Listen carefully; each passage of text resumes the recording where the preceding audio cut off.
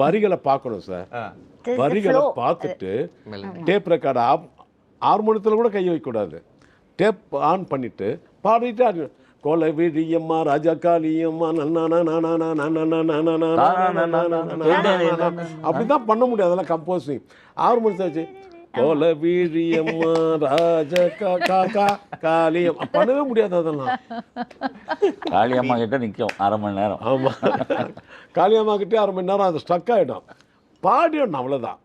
அப்போது அந்த ஃப்ளோ அவருக்கு இறைவன் கொடுக்கணும்.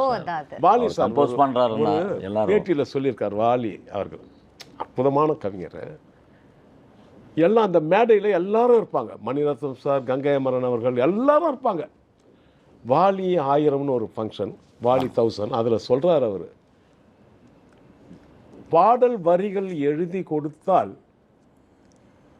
ஆஃப்டர் எம்எஸ் விஸ்வநாதன் தேவா தான் அதுக்கு டியூன் பண்ண முடியும் அப்படின்றார்.